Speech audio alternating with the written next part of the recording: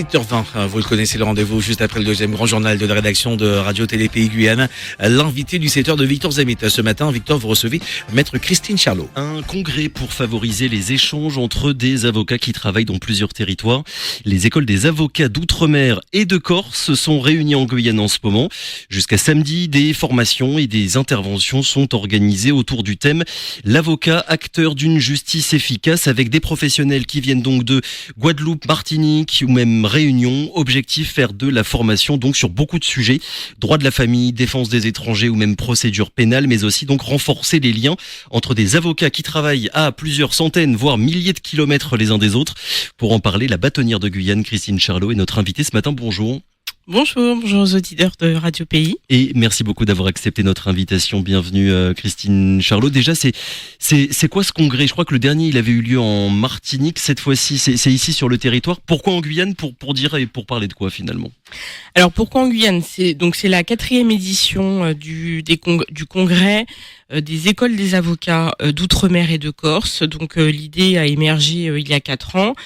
Donc avec une première édition, il y a eu Guadeloupe, Martinique, la Réunion et donc aujourd'hui la Guyane. Donc c'était autour de la Guyane. Donc c'est de rassembler en fait les avocats à un moment de l'année, donc de manière annuelle, pour échanger. Donc notamment alors c'est ouvert à tous les avocats bien évidemment, mais c'est vrai que c'est un congrès outre-mer et Corse. Plus spécifiquement pour rassembler les écoles et rassembler aussi les échanges sur les spécificités de nos territoires. C'est très important qu'on puisse se retrouver aussi même physiquement. Donc on est très heureux d'accueillir en ce moment notamment le bâtonnier de Mayotte et le bâtonnier de Saint-Denis de la Réunion qui vient aussi avec la présidente de son école. Et donc ça permet bien évidemment de resserrer les liens. On est sur des thématiques, donc vous le disiez, sur le thème d'une justice plus efficace. Donc c'est important de le rappeler, l'avocat a une obligation déontologique de formation. Donc c'est très important d'être à la pointe de l'actualité jurisprudentielle, législative et donc et de confronter finalement les réalités du terrain avec la législation, avec la jurisprudence. On a des pointures aussi en tant que formateur. Oui, donc, d'experts sur des domaines. Voilà, des experts. On a des experts en droit de la famille, en fiscalité de la famille, en procédure pénale, en droit des étrangers. Enfin, donc tous les domaines, c'est vraiment des pointures. Donc ça permet, bien évidemment, parce que souvent les avocats travaillent un petit peu dans l'urgence, mais là, on va dire le temps s'arrête quelques heures pour pouvoir apporter. Et parfois, finalement, on a l'impression de perdre du temps pour aller en formation, mais parfois on en gagne en fait parce que on débloque des situations, on débloque des problématiques juridiques avec les experts, et c'est aussi un temps d'échange qui permet d'améliorer certaines pratiques. Donc il y a que du positif à organiser ce congrès qui se passe très bien. On a à peu près 80 qui a commencé depuis lundi, qui a 80 participants. Donc avec Guadeloupe, Martinique, Réunion, Mayotte, on a aussi des avocats parisiens de différentes régions de France. Donc dans une ambiance très conviviale. Donc et puis en plus ils découvrent le territoire guyanais avec plaisir. C'est du 2 ans, non. Sur le besoin de formation, Christine Charlot, faut savoir, et vous avez commencé à le dire, que tous les avocats qui sont inscrits à un barreau doivent suivre des formations. Je crois que c'est à peu près une vingtaine d'heures de formation par an. Ouais, c'est bien ça. Voilà. À quel point c'est vraiment indispensable en fait quand on est avocat, justement d'avoir ce genre de formation pour se tenir un petit peu au courant tout au long de sa carrière et avoir et être le plus compétent possible, on va dire, pour ses clients. Alors c'est très important parce qu'on a une obligation de compétence. Donc c'est pour ça que l'obligation de formation, d'ailleurs il y a une réforme en fin d'année dernière qui dit que finalement si on ne respecte pas ces obligations de formation, on peut être omis d'un barreau. Donc c'est pas négligeable. Oui, c'est obligatoire. Donc il y a ces 20 heures. Donc on fait les ordres font des contrôles justement du respect des heures de formation. Donc vous le disiez, 20 heures par an. Si on n'accomplit pas ces 20 heures, il y a une souplesse pour effectuer les 40 heures dans les 2 années. Oui. Mais effectivement, c'est indispensable parce que il y a des droits plus d'autres qui sont en mouvance un peu plus rapide législative que d'autres, comme le droit du travail où il y a beaucoup de changements. Mais il y a beaucoup de réformes aussi en droit des étrangers, etc. Et c'est vrai que nous avons l'obligation de suivre et on engage bien évidemment notre responsabilité dans les procédures que l'on fait pour nos clients. Donc, oui, pour ne pas avoir à relire chaque année l'intégralité du code civil, du code pénal, du voilà, travail, ce sera un peu long. Voilà, exactement. Donc c'est vrai que ça permet de cibler les points de réforme. On a une réforme aussi de la procédure d'appel qui est une procédure très technique avec des délais, avec des changements de délais, etc. Donc c'est vrai que c'est important de faire des récapitulatifs pour finalement faciliter aussi le suivi législatif et jurisprudentiel. Alors formation obligatoire, donc mais il y a quand même beaucoup d'avocats qui disent que c'est difficile, ça prend du temps, surtout pour ceux qui ont leur propre cabinet. Oui. Je vais vous poser la même question qu'a posé le barreau de Paris il y a pas longtemps aux avocats parisiens. Est-ce que la formation c'est plutôt une corvée, un devoir ou un réel plaisir, Christine Charlot? Alors, je dirais, quand on est dans l'urgence, en étant parfaitement sincère, ça peut paraître pour l'avocat qui a un rythme effréné d'audience tous les jours, qui est seul dans son cabinet, qui n'a pas de secrétariat, qui n'a pas de collaborateur, ça peut être parfois un peu la corvée parce que justement il y a cette menace entre guillemets d'omission sur les 20 heures, mais finalement quand on fait cet effort, alors c'est avant tout là je dis c'est le ressenti, ça peut être le ressenti de l'avocat, mais c'est quand même avant tout un devoir. D'accord. C'est une obligation, donc il y a pas de question à se poser. Donc c'est un devoir. Oui, on se dit pour être un bon avocat dans tous les cas je suis obligé de le faire. Parce que on a une obligation de compétence et on peut pas se présenter à un client si on n'est pas au point, si on ne connaît pas l'actualité du droit sur lequel on est saisi. Oui, comme un médecin qui ne serait pas au courant des derniers traitements qui sont sortis. Tout à fait. Donc c'est vraiment c'est un devoir et c'est une faute de ne pas le remplir. Donc après ça devient c'est intéressant cette troisième option et ça devient un plaisir. Oui. Parce que quand on fait justement cet effort de s'arrêter quelques heures, c'est un plaisir parce que on décrypte avec des experts, justement, on prend le temps de décrypter des choses qui peuvent paraître des fois très nébuleuses. Oui. On échange et je vous dis, parfois ça peut débloquer des dossiers sur lesquels on est bloqué depuis tout seul dans son bureau et finalement d'échanger soit avec des confrères, soit avec le formateur sur justement une problématique. Et là, paf, tout de suite là on a gagné quasiment 6 ou 7 heures de recherche jurisprudentielle parce que finalement on a la clé. Oui. Donc ça peut et c'est toujours un plaisir d'échanger. Pourquoi ? Parce qu'on a un métier qui est difficile dans le rythme, difficile dans la charge de travail, et c'est aussi mentalement et psychologiquement un certain réconfort aussi d'échanger avec des confrères et de s'apercevoir, de pas être seul, et de s'apercevoir que finalement le ressenti qu'on a parfois en disant est-ce que je vais y arriver, est-ce que cette journée-là je vais pouvoir assurer toute la semaine, etc. Finalement de voir que c'est un petit peu pareil pour tout le monde. Oui, j'ai des collègues qui vivent à peu près la même chose. Donc ça donne une force. Oui. En général, on sort de la formation avec une force supplémentaire. Alors, avocat, acteur d'une justice efficace, ça c'est le thème du coup qui a été retenu pour le congrès cette année. L'idée c'est quoi ? C'est de vous demander comment vous, avocat, vous pouvez faire en sorte, on va dire, que la justice soit plus rapide, plus accessible, plus efficace ? Oui, alors c'est effectivement ça, c'est-à-dire que sur les différents thèmes que vous avez rappelés tout à l'heure, c'est de voir comment avec les instruments juridiques qu'on peut avoir. Donc par exemple, il y a une formation sur le règlement amiable. Donc c'est des nouveaux outils qui notamment il y a une réforme en juillet de cette année sur le règlement amiable, et bien de voir comment explorer tous les outils. Okay. C'est ça la justice efficace, le rôle que peut avoir un avocat dans l'efficacité de la justice, c'est d'explorer tous les outils qui existent pour justement aboutir au résultat escompté par le client. Oui, un avocat qui travaille bien et qui est efficace, c'est évidemment en bout de chaîne une justice qui est plus rapide. Forcément. Exactement. Donc avec le conseil adéquat, donc par exemple effectivement, si un avocat, je reprends l'idée du règlement amiable, voit que c'est une possibilité de sortie d'issue, on va dire plus courte, un circuit plus court dans certaines configurations. Alors tous les dossiers ne s'y prêtent pas au règlement amiable, mais en tout cas parfois c'est le cas.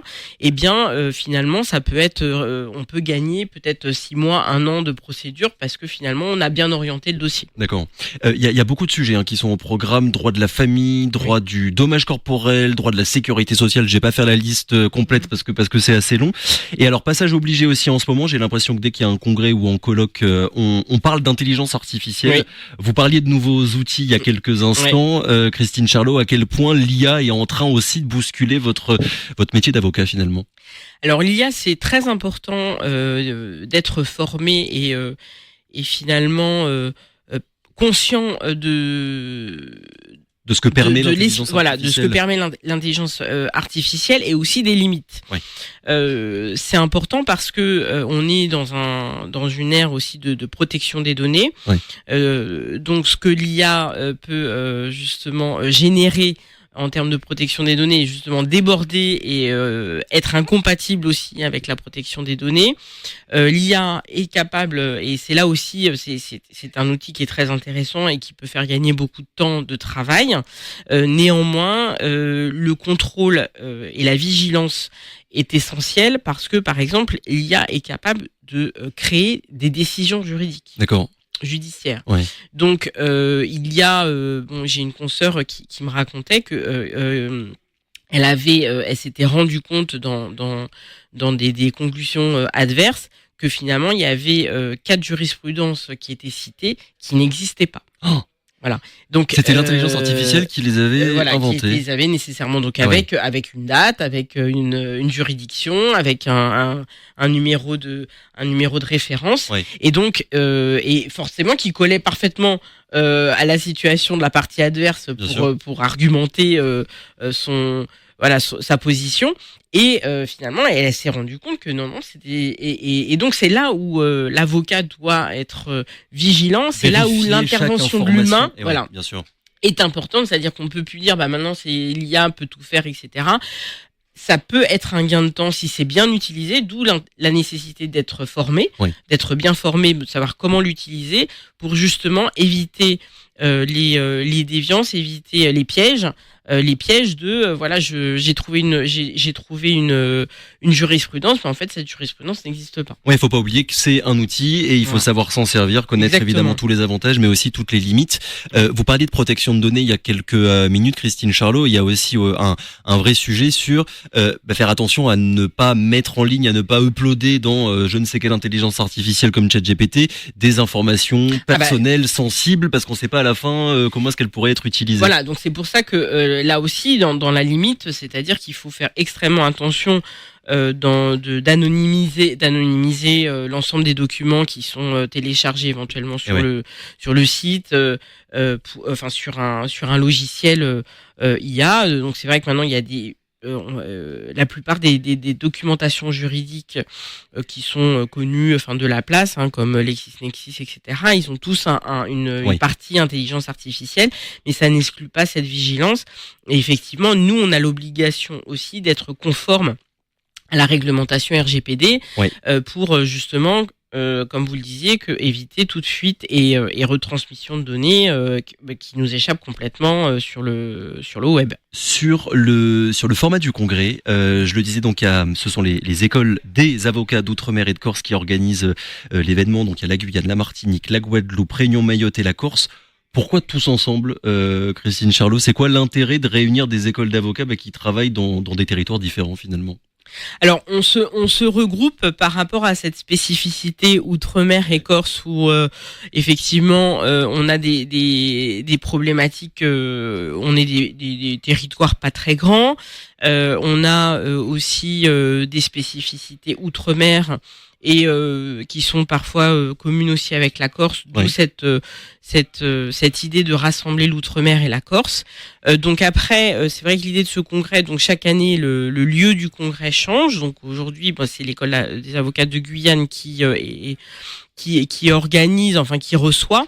Mais c'est vrai que, par exemple, on a tout de suite eu les présidents des écoles d'avocats de la Réunion, de Guadeloupe et de Martinique qui dit voilà, on est là, on organise ensemble et voilà, on est à disposition pour aider. Donc c'est vraiment une organisation, on va dire, solidaire. Oui, oui. Et qui permet aussi de créer du lien. Alors c'est vrai qu'on pour on est peser aussi peut-être face aux écoles d'avocats qu'il peut y avoir dans l'Hexagone. Dire, alors voilà, on n'est pas, ensemble. oui, alors on n'est pas en concurrence. Hein, c'est juste pour dire qu'il y a aussi parce que c'est vrai que les besoins de formation en fonction du territoire sont pas forcément les mêmes. Et oui. Donc c'est vrai que chaque école, et c'est pour ça c'est important qu'on ait une école des avocats en Guyane parce que ça permet d'adapter la formation aux besoins. Oui. Donc effectivement, après, bon, il y a des formations même en ligne qui sont accessibles avec la métropole, mais forcément, on n'est pas toujours raccord. Et c'est vrai que souvent les formateurs essaient aussi de s'adapter à la spécificité du territoire. On parle de spécificité justement quand vous discutez avec des collègues avocats qui travaillent à Mayotte, à La Réunion, n'importe où ailleurs dans les autres territoires d'outre-mer. Est-ce que vous avez l'impression qu'il y a quand même beaucoup de spécificités qui sont communes, des mêmes difficultés en fait que vous rencontrez les uns et les autres? Oui, alors on a certaines spécificités, c'est vrai, sur on va dire sur des décalages, sur une justice qui est parfois au ralenti. Bon, par exemple, Mayotte a beaucoup de difficultés sur qui a été sinistré. Donc il y a eu au niveau de la justice, oui, ça a été extrêmement compliqué. Donc on a notamment, par exemple, sur les problématiques de l'asile. On a des spécificités identiques parce qu'on est, par exemple, Mayotte et la Guyane, on est en vidéo audience. Oui. Donc, ça permet aussi d'échanger, de savoir comment ça se passe sur ces vidéos audiences pour accompagner au mieux les requérants dans ce système. Donc, voilà, c'est des pratiques qui sont appliquées de manière identique à différents territoires. Donc après, on a aussi parfois le turnover des magistrats, qui est national, mais disons qui se fait sentir encore plus quand même dans les outre-mer, et Corse. Et donc ce qui est assez marrant, c'est que souvent on dit moi j'ai ça y est, on a telle personne et qui vient de quitter la Guyane et qui est parti dans un autre territoire. Voilà, donc on échange aussi sur tous ces sujets-là. Voilà. Et vous continuerez d'en parler puisque le congrès va durer encore quelques jours. Merci beaucoup Christine Charlot d'avoir été avec nous ce matin. Merci beaucoup à vous. Je rappelle donc bâtonnière de Guyane. Très bonne journée.